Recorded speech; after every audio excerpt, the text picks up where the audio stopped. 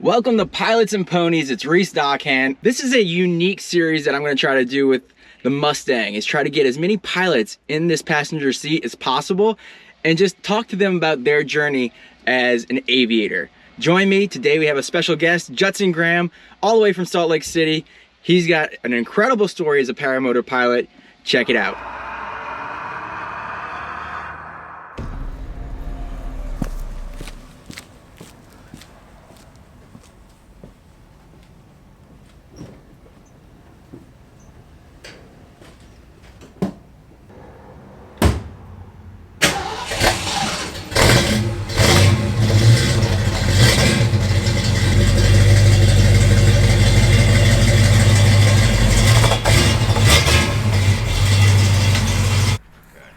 All right. Yeah, we just got a new starter in it. I've been kind of piecing it together. You're in Winter Haven, so I got to figure out actually how to get to the airport. I don't know how to get to the airport. Everything's new? Everything's new. There's not one bit of metal that's original on the outside. See these seatbelts? You wouldn't even have these seatbelts in 1965. Oh, I know, but I don't want to fall out. Oh, right. Exactly. That's why I put them on there. So, carpet new. Have a pleasant drive.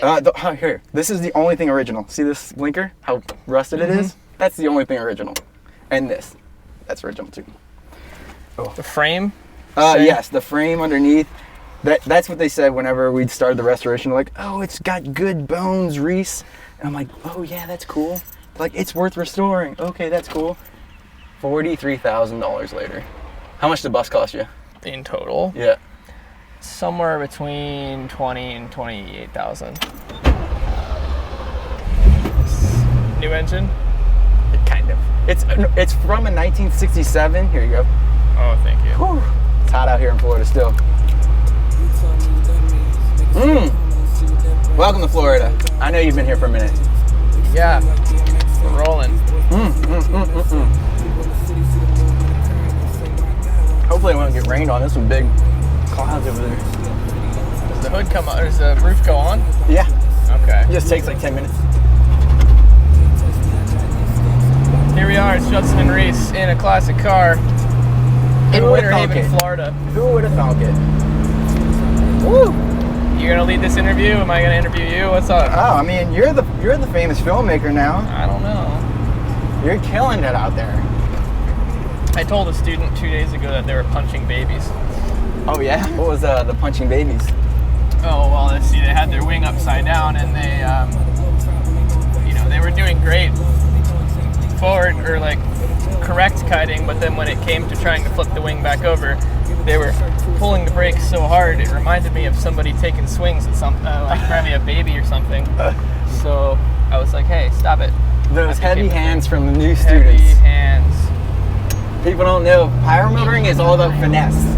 Paramotoring ain't no joke. What's up, Lee? Yeah. So where are you off on your next trip? You got a trip coming up? Yeah, so we're going to, well, honestly, so I was in a debate earlier today because I got an ad on Facebook that was like EDC Orlando. Yeah. And I'm looking at the dates and it's tonight and tomorrow and the night before. And I almost just went to EDC Orlando because I like EDM. Yeah. And my flight's at 5:15 in the morning. Oh, just stay up. So I could have just stayed up, partied hard, got on an airplane, and gone home. But then I decided not to because I'd probably be really tired the day after that. Hey, you could be able to sleep on the plane pretty good. I got a middle seat. Well, actually, no. I'm flying standby. If everything goes to plan, I get first class. Because I woke up at 5:15 this morning to check into the standby ticket, so I get the best chances of flying first class. Oh, that would be sweet. I'm going back to Salt Lake City. That's in Utah. Yeah. Next to a saline lake. And gonna do a bunch of work. I always do that, but we're getting prepared to go to the Baja Peninsula of Mexico, California. Which is like right by California? It's kind of like California's south tail. Okay. California's dangling And y'all are flying paramotors out there, obviously, or Yeah, training. we're gonna. No, this is a personal trip. It's kind of an opportunity for me and a lot of people to kind of detach from work a little bit. Oh, right. We're all so. Go. Yeah, you're just so in the grind, hustling, and yeah, you're doing cool stuff, making videos, but it's just constant. Right. And we all kind of want an opportunity to just go do stuff. And the other thing I'm excited about with this trip is there's a lot of different. It's a very multi-disciplined group of people. Like we have great climbers, canyoneers, like obviously paramotor pilots. I think that's surfers, cool. Like in Salt Lake City, you met these guys, or just through your journeys. All over. I mean, Okay. it's kind of a group effort, but yeah, we're trying to do each other's disciplines a little bit. Nice. And you know, I want to. For me, this trip is an opportunity to transition my filmmaking a little bit, because I feel in a way pigeonholed by paramotors, and it's not a bad thing. I've completely made the whole channel and filmmaking around it, but it's like I don't want it to necessarily be about that. And I have this bus and I do all this traveling stuff, so it's kind of an opportunity to be like, spread your creativity out. I want to make more stories about myself and other people instead of just flying. It just happened to include flying with some of it. And we have, hopefully, did I ever show you Valspire family? No. What's that? He's the filmmaker that kind of inspired the videos with the Cougs. Oh, right. Like that whole style of actually diving into living with their subject. That is pretty intense. Yeah, he is definitely one of the most influential filmmakers I've seen on YouTube, and he is probably coming. Oh. Yeah. What a freaking cool shot that would be. Very excited. Learn with your inspirations. Yeah, that's right.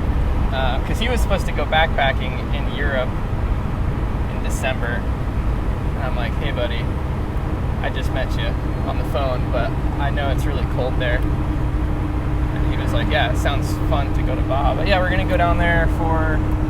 Driving or flying? Driving. With the bus? Oh, yeah. And bus, paramotors, climbing, equipment. Yeah, everything. Motorcycles. Wow. There's 2 buses going. There's 3 vans. There's somebody living in a Tacoma. There's other people with other vehicles going. You know, the group is pretty big at this point. You're pretty good at that, collecting creatives in a spur of the moment. Like Honeycutt just jumping on a plane, traveling across the country, basically. I think you have to say you're going to do something, invite people publicly, and then completely expect for no one to show up. Oh, for sure. And do that, and no one will show up for like 3 times. I've done this. And then people will see that you actually did what you said you were going to do. Yeah, and then people show up, which is cool. And I feel so grateful that people show up. But yeah, I mean, the proof is in the pudding. I mean, that last video you put out with the salt flats, right? I mean, that thing was so wild. And it was like, we'd been kicking the idea. Do you have to hit the conditions perfectly to have that amount of water on there? Like, it doesn't always have just a little bit of water like that. I don't know. The last time I was there was water on it. Okay. I heard you're not supposed to drive a vehicle through the water. Oh, it's salt. The reason this Mustang took so long to build was because everything was rusted away. Not for the vehicle, for the thing. Like, we had some people kind of give us some shit. All right. Okay. But I've just been... When people kick around an idea of, oh, we should go to Baja this winter, or, oh, we should go film on the salt flats, I've been trying to make those, like, maybe ideas actually happen. Yeah. Which is really fun. So, I kind of find that in myself to be what I call an enabler. Yeah. People have ideas, and you're like, yeah, that's an idea, let's do it. People are like, they'll have a great idea, but they never just follow through. You have to follow through. Right. Just showing up's like 98%. maybe not that, but like just making the move is the big key thing. Well, and then you actually got a funding. I'm sure it's not cheap driving that bus all across the country, so. Yeah, it's 50 cents a mile in fuel, basically. Okay. But, you know, doing some classes here and there. YouTube pays a little bit now. Okay. You know, backcountry is doing great, so. Nice, yeah, backcountry PPG, if you're not familiar with it. What up? Paramotor training out in Salt Lake City. America's top young rising paramotor school in the nation, brought to you by Judson and Trevor. Deal. Coalition combination of young people trying to do it the best way they seem possible. We might mess up, usually we don't. So that's cool about the future. Let's go to the past. Judson and I met at Aviator Paramotor June in the pandemic, 2020. Hell yeah. He was an elevator service tech in the Union. Hell yeah. Out of New Jersey. Came down with a guitar and a dream. Yeah, I did. But you want the rundown? I mean, you can give us cliff notes. Cliff notes. 17, started working in the elevator industry, fixing elevators in New York City. Did that for 18 months. COVID-19 happened. COVID-19. Yeah, I remember that. Yeah. And they laid me off for 2 weeks. They said, Judson, you're not going into work for 2 weeks, but we'll pay you. And this was the greatest thing that had ever happened to me at the time, because I had 2 whole weeks to go fly my paramotor and not have to go to work, and I was stoked. At the end of this 2 weeks, they called me back and said, Judson, COVID was supposed to be over in 2 weeks, and it's not over. You're unemployed. Click. Sick. Click. Now, whatever you want to say about unemployment, they paid me more to not go to work and fly my paramotor than I made going to work. And I thought the experience of working in New York City was cool, and I got to see a lot of very unique places, but it wasn't for me. My passion was flying at the time. It still is. Transitioning into filmmaking. Transitioning into filmmaking and travel and that, but like I'm growing. Right. But at the time it was like I just want to fly, and I didn't know a better way to do that more than just try to go become a paramotor instructor. So yeah, I got down in my Subaru, drove it down to Lake Wales Municipal Airport in one shot. Damn. Yeah. That's a hike. It was. And then just started trying to intern at Aviator and successfully interned. We showed up at the same day. Because I remember being like, hey man, what do we do here? And you're like, I don't know, I just showed up. And then you film me kiting a Roadrunner or something. Yeah, with a tiny little drone. It's like so hot outside. Yeah, absolutely. Yeah, I actually had a home though. I can go back to Orlando. You kind of were just like... Oh yeah, no, I didn't have, I literally showed up to Aviator. Where did I sleep that first night? I slept in Eric's old Monaco coach, the blue one. Yeah. I showed up, the camper I was supposed to have was leaking water on the bed. Oh man, they had some nasty campers back there. Yeah, it was one of the, Eric's like, oh, there's a camper for you. I get there and like, no. It was not good. It was bad. And then I spent like a night on the couch at Aviator, and then Danelle and I trained in late June 29th was my birthday. My wife and I got training. You were there. Yeah. Probably doing your internship at that point. Oh yeah. Inspire. That's how I kind of initiated myself into. Hi boss. I ran over your $6,000 drone. And now you're an instructor, leading the charge with creativity for, I'd say, the small niche community of paramotoring. Yeah. We've got Ryan Southwell, who's been in the, I'll probably say the name wrong. I always say the name wrong. Ryan Southwell. The legend of the scene. Which is great because his primary income is a filmmaker. Yes. No, he's a professional filmmaker who moonlights as a paramotor pilot and paramotor cinematographer. Right. And transitioning into filmmaking, it's always you just reinvest in yourself constantly. Make money, travel, get new experiences, fly different places, buy new equipment. Yeah. And you've got a new camera? I do. It's a Sony FX30. FX. Netflix approved. What's up, Netflix? What's up? I'm approved. And you're actually using it. I have a red Komodo, which is also Netflix approved, but 6K RAW is not really my cup of tea with data managing, constantly shooting. Can I borrow it? Yeah, you want to borrow it? I would borrow it. Yeah, I would definitely. But yeah, now when I started with backcountry in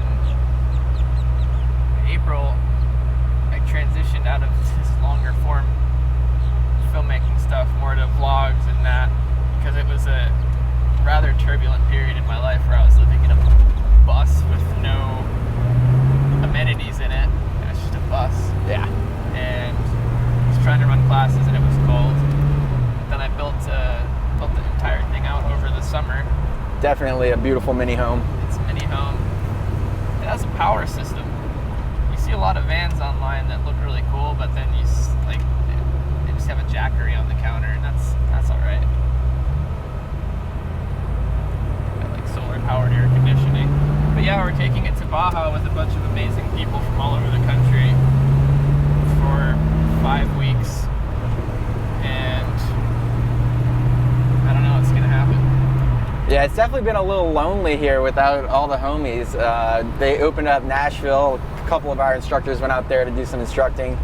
And, you know, we definitely had, and still have, just some really amazing pilots that just make Aviator and Lake Wales feel like home. It does feel kind of like a mecca. I'm going to take a selfie and a video.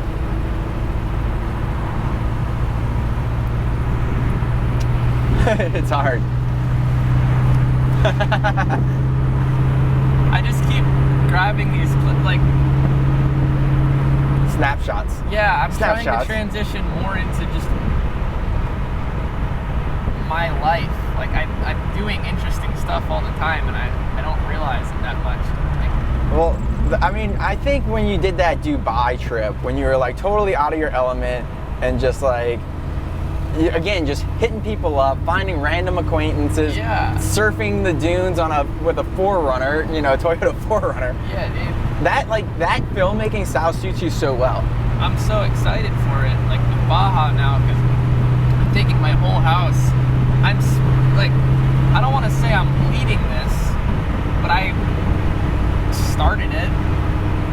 Sure. It was just like, oh, everyone go. And they're like, what do you know? I'm like, I don't know anything about it. I have a passport. I'm going to drive my shit down to the border and be like, hi, I'd like to go in here, please. Figure it out. And then just drive.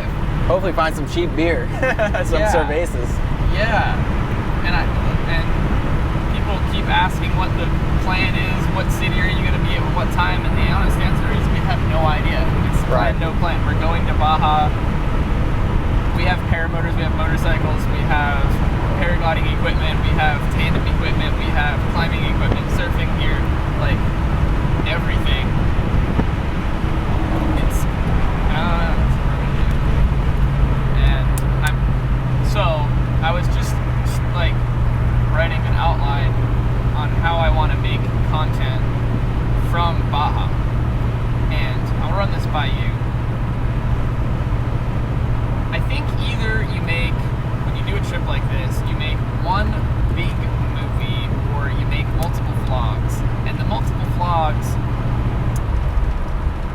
don't tell an overarching story as much. Right. Okay. Whereas the full movie, you can be like, I went to Baja, we had this idea to go, we go.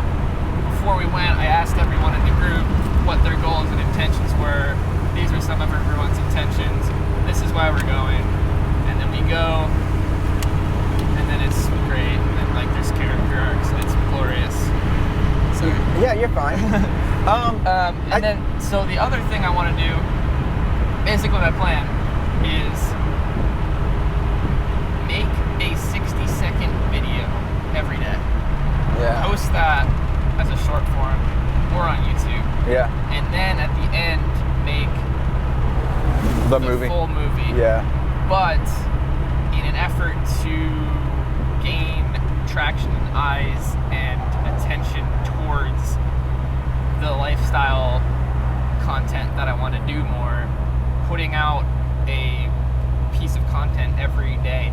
not like cool clip with trending audio. It's like story arc. Yeah, like, there you go. Hi, this Yeah. is me. We're on day 6. Like, we just came into this town.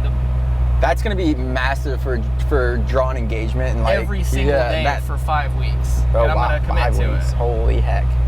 Yeah. But it's But 60 60 seconds. Yeah. 60 seconds. And it could be a story about getting a taco or about somebody painting something on your face. Like, it doesn't have to be the entire day, but just like tell I like that idea. story. I definitely like that idea. Yeah. And then, because you're going to save all the good juicy stuff, and it's going to be a really remarkable story. But for 5 weeks, that's going to be too big of a story, right? So you're going to do a story about Baja, basically. Yeah. But you're not spending 5 weeks in Baja. Yeah, we are. Holy heck. I'm gonna go in on December 10th, I think. It might go a little later, but December 10th is the current date. Huh? And I would like to be back in the US by February 1st. Okay. So, All winter. yeah, all of December, well, the second half of December, all of January, bum up to Salton Sea for the fly-in, and then go learn how to ski. That is a goal number 2 for the winter. Oh my god. While you're going up to Salton Sea? Probably we'll go back up to Salt Lake for that. Yeah. Snow ski this is, right? Yeah. Like on the mountain. Right, exactly. It looks so fun. It's insane. It's wild. Like humans, all right, paramotoring is really unique in that we are like 1% of the world. Now skiing, it's open to more people because the mountain is very accessible. Oh, yeah. But when you get to the top of a Colorado mountain and you're looking down like a 14 or 13,000 foot mountain, you're like, who decided this as a human being? This is crazy. Oh, yeah. And there's a sweet community. Yeah, it's a very new cool skill. community. And you can do it with a paraglider. Oh, that's the next step for sure. It Wing. looks so nasty. Yeah, that is so sick. That is the next step. Hell yeah, Judson. That's what I like. People are like, oh, you want to ski or snowboard? I'm like, dude, there's no question. Skiing so that you can get it on a paraglider. Yeah. Yeah. And apparently, because I know how to one wheel, snowboarding is going to be a much easier transition. But you're gonna go after skiing? Yeah. Because yeah. skiing and snowboarding, 2 different things you just mentioned. Yes. So you would be, snowboarding is kind of interesting. I mean, you could do both, why not? But you gotta focus, you gotta start somewhere. Well, I want to ski because you can do all sorts of ski launches, you can fly speed wings on skis, you can, I have this hypothesis that it might be easier for me to learn how to ski with a paraglider over my head. Because I'll slide around on Southside all day. True. Like, just put some skis on me and I'll slide around with skis. For sure. And you have like an out, like sometimes when you don't, yeah, exactly. Yeah, like bail up. Whenever you decide you're going out of control and you can't stop on your skis, sometimes you go up to the mountain and into the trees. Yeah. It's not so much Fly fun. away. Yeah, just fly away. I don't know. The thing in Utah that's weird for me is I feel like skiing in Utah is like swimming in Florida or something. It's like everyone learned how to ski when they were 4. Right. You ask somebody to, hey, can you show me how to ski? They're like, I don't know how to teach somebody how to ski. I know how to teach somebody how to go down a double black diamond when they're already going down flats. Right. I'm like, oh, yeah. So it's been hard to find people who actually want to commit a little bit of time to somebody who knows nothing about skiing. True. I guess just go to the mountain and be like, hey, Where do I start? Yeah. Maybe this is what people getting into I think this is something I'm realizing is I've become so ingrained in paramotoring and this is my thing and I'm very, very comfortable in the community and I know where everything is. I want to go seek the discomfort of being really bad at something that has like an incredibly big community, you know what I mean? Skiing's cool. Yeah, well, and this is a challenge as filmmakers because paramotoring and paragliding is a very niche community, so you can be the best of the best at filmmaker and you're reaching 1,000 people. So if you're the best of the best filmmaking for snowboarding, you're reaching hundreds and thousands of people. So your content's getting more publicity. Yeah. And therefore you'll grow as a creative a little bit quicker. Absolutely. Well, and then the same thing about You're a big fish in a small pond. Yeah, a little bit. I also have this bone to pick with the entire, not the entire, but a lot of van life, bus life content. I find it so cringy. There's so much content about van life that's just so cringy. Yeah. Where it's just the same, like, this is our van. It's the high-pitched voice really that does it for me. I just think I can do it better. My thing with the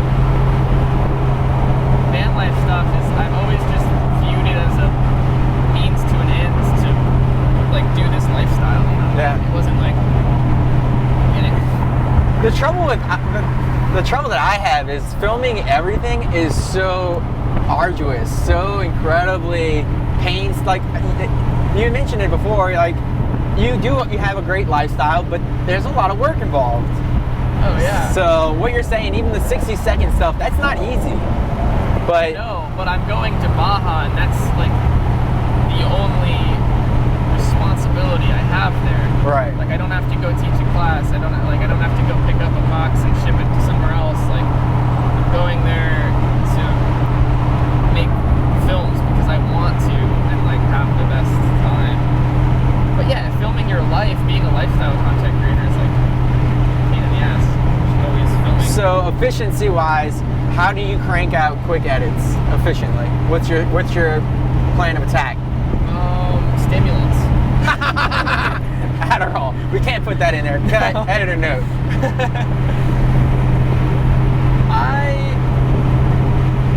In short form or Just in general, In general? like fast edits, fast turnaround.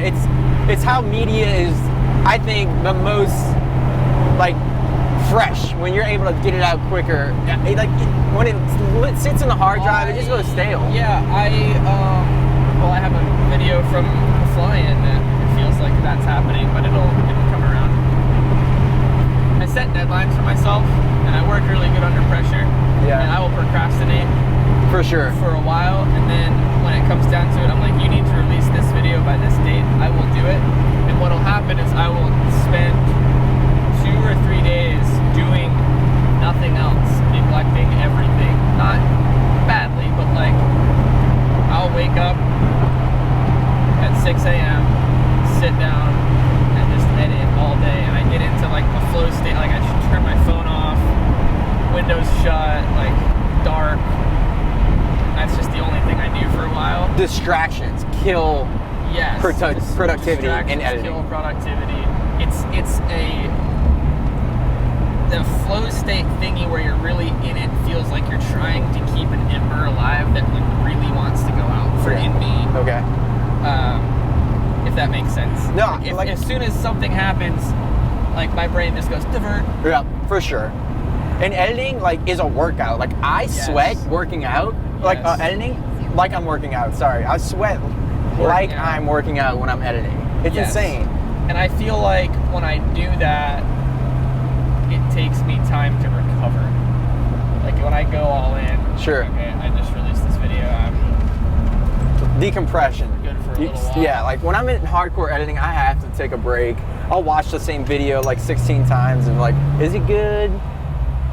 And then I'll walk around and get some fresh air or Yeah. something. Cause The other thing that helped me is when I get stuck on you start learning to edit chronologically. Yeah, that's- so you're just like start Yeah. and then you get to a point where you're like, shit, I don't know what to do right now, and then you freeze.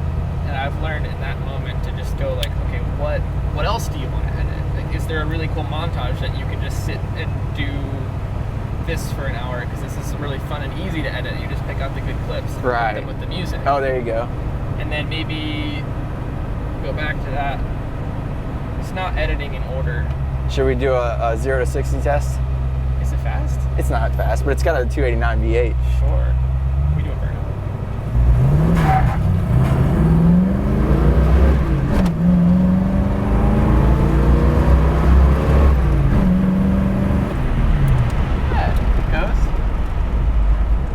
She goes. Yeah.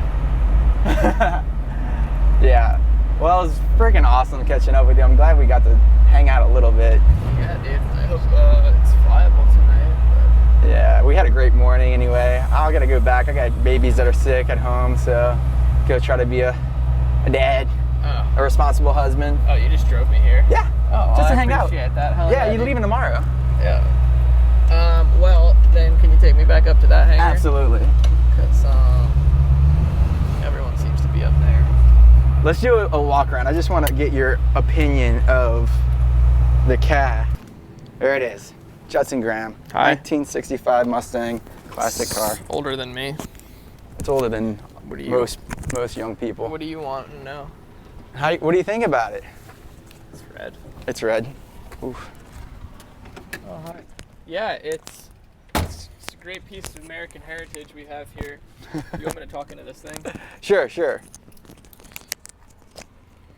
1965. Yeah, so this is the 1965 Reese-mobile GT350 Mustang, recently refurbished. And when you walk around this car, what you'll notice right off the bat is this pearly, like candy apple red going on paint-wise. Not a scratch on it. No swirl marks, no orange peel, glass. And in the middle, well, you'd think that's white to start with. It's actually not. It's actually cream color. You're right. Yeah, which matches the interior. Fresh. Super fresh, chrome polished, It's a little blacked out grill. blacked out grille, Mustang emblem, 2 sealed beams. You mean you can see yourself in it. Come around the side. She's sharp. Let's pop the hood. Yeah, I'm I gonna got you. figure It's out- over here. Oh, okay. Yeah, you can do it with one hand. No way. It's right here. Just reach in and pull towards yourself. Pull it again. I think. There we go. Is it on springs? Yep. Right there is the 289 high performance Cobra Ford V8 from a what? 1967 coupe. 1967 coupe, naturally aspirated, carbureted. Yeah. Sounds like It's headers and Flowmaster 40s. Flowmaster 40s. Sounds like the American dream right there. And is this the power plant that came with this originally? Yes. Yep, 289 V8. 289. Careful, V8. this thing gets freaking smoking hot. Radiator. Bare bones, basic. Yeah, You know, no they computers. It's I got disc brakes up front, so you got added the power brakes, so it's got a little bit of touch of modern and safety. Sweet. This is crossbar stability. Yeah, for the convertible. Who's this? Nice. Hey, what up? What is this guy? That's my car. My dad's old car from 1985 is when he bought it. Thanks, Judson. Thanks so much. All right, homie. See ya. See ya.